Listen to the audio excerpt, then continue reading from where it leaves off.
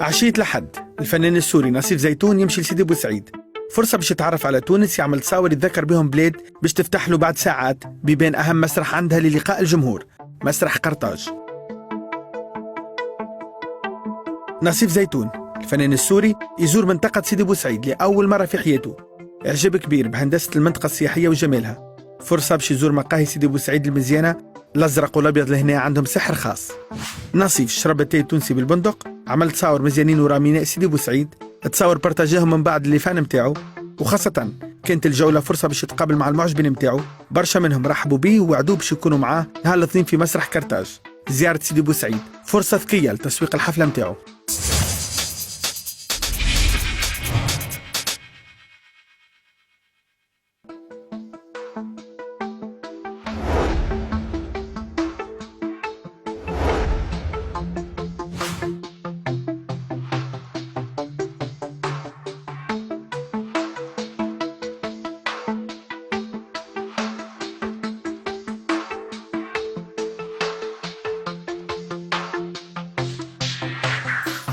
المفاجأة الباهية ليلة الاثنين اللي فات اللي في الكواليس، المنظمين يحكيوا على نجاح جماهيري، تساكر قريب توفى. الحاجة المهمة اللي نصيف زيتون يغني لأول مرة في قرطاج، مسرح صعيب برشا، ينجم يطلعوا المرتبة جديدة، هو اللي تحط اليوم في اختبار صعيب. Nassif, il est passé sur Astarac, ça fait un moment. C'est un petit jeune سوري. franchement السنة زدنا حابينه من اللي تعدى في المسلسل الهيبة اللي عمل التيترو نتاعو، دونك سيتي بارفي. فنان معناتها محبوب على الاخر، واحنا جينا اليوم باش نتفرجوا فيه و سبيكتاكل كيما هكا ما لازموش يذيع، فهمتني، لازمنا نحضروا له. جبتو قلت له سي لا ميور ستار توا اللي موجوده معناها في الوطن العربي، نحبوا ياسر من لرميك ببلاش نتبع فيه، دونك جو سوي توت سي شانسون الالبوم تاعو الكل، جو سوي تري تري تري تري فان. موت عليه. 9 متاع الليل مدارج الداخل بدات تتعبى، الجمهور اللي اغلبه بنات العمر ما بين 14 و 20 سنه، فما سر عند نصيف زيتون خلاه يوصل للناس هذوما الكل، ناس تتنقل له تشد الصف وتستناه سوايع وتصيح باسمه في المدارج.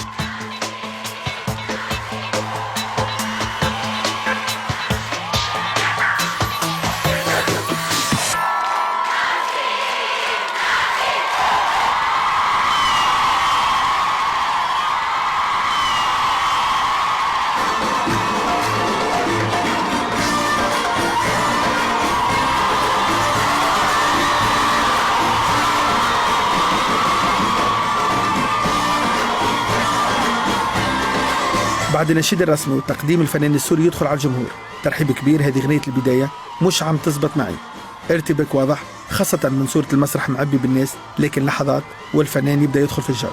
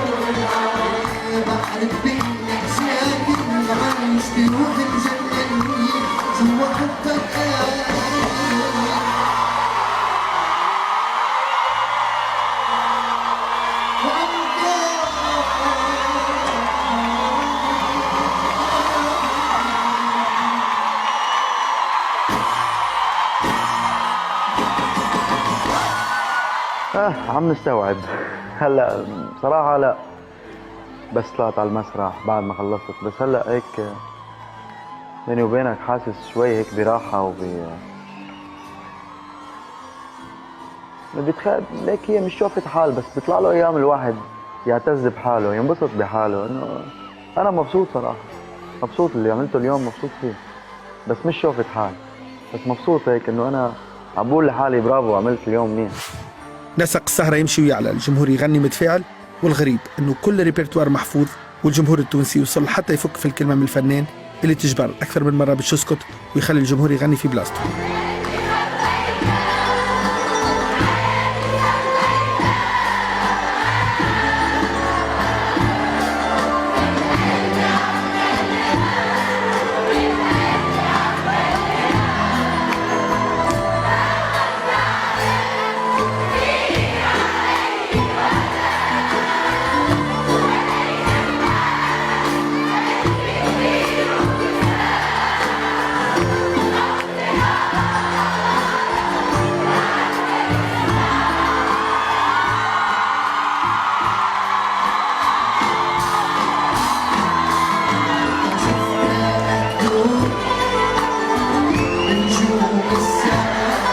هيك صوت الناس بأدنيل هلا والله يعني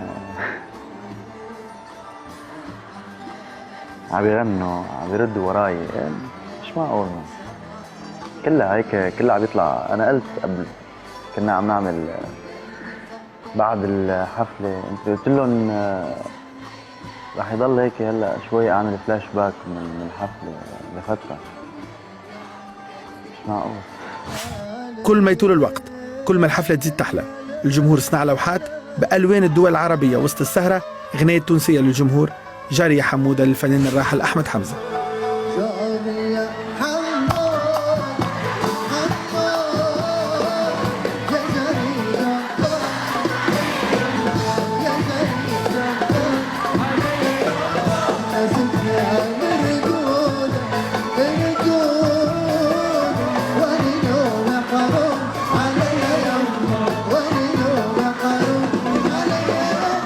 شرفني مهرجان قرطاج وإدارة مهرجان قرطاج وتونس الحبيبة ووزارة الثقافة إنه أعطوني فرصة.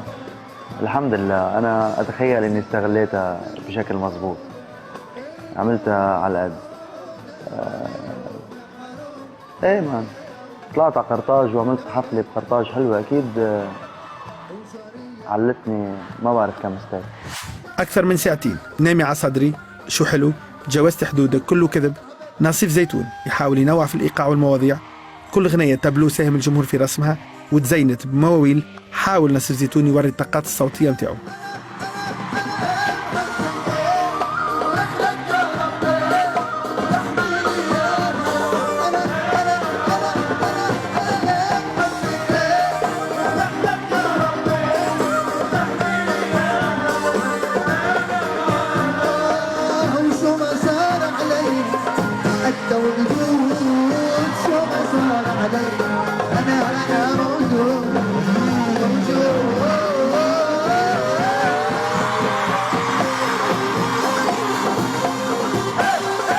قلتها بالمسرح، قلت عين امي تشوفني هلا. دائما اهلي بتمنى يكونوا بحفلاتي يتفرجوا علي.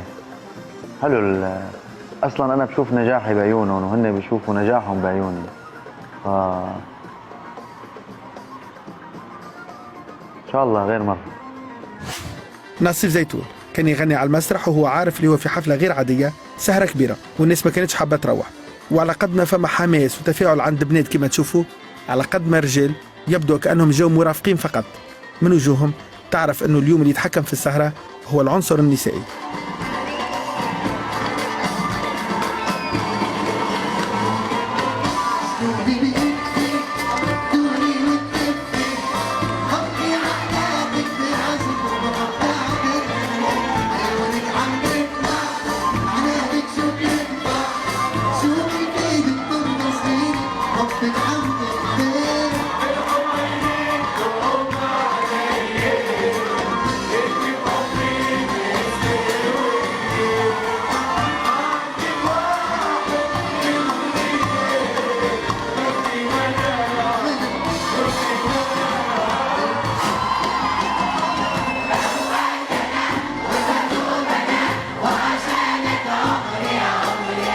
نوصل للودرجي، الفنان السوري يختار صوت تونسي باش يغني له.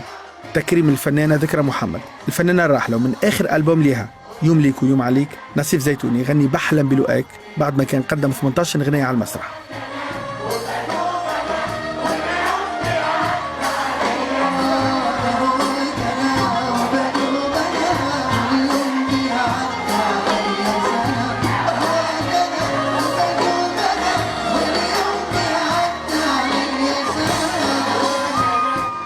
بحبها كثير للغنية صراحة، بكل صراحة. وأنا برأيي الشخصي ذكرى، هذا رأي شخصي ليس رأي فني. ذكرى يمكن ما مر بالتاريخ الموسيقى العربية كلها وحدة مثل صوتها. برأي شخصي ليس فني، أنا لست بناقد فني، بس أتخيل أنه ما لقيت أحسن من هيك خيار غني، لأنه دائما الختام مسك، لازم يكون مع حدا عريق أكثر من نصيف زيتون لتحكمه معه. السهرة وفات ونصيف بقى لآخر وقته هو يتصور مع الجمهور. تصاور تنظاف حفلة قرطاج، وأكيد بعد تاريخ 7 أوت تولد فنان جديد في العالم العربي اسمه نصيف زيتون. نصيف صوت حلو، وأهم شيء إنه وطني وطني وطني. أهم شيء إنه سوريا عنده قبل الكل، وصوته رائع وأغانيه حلوة، هيك استمتع. ونحن هون بتعرف ريحة أي شيء سوري بقى نجي ركض.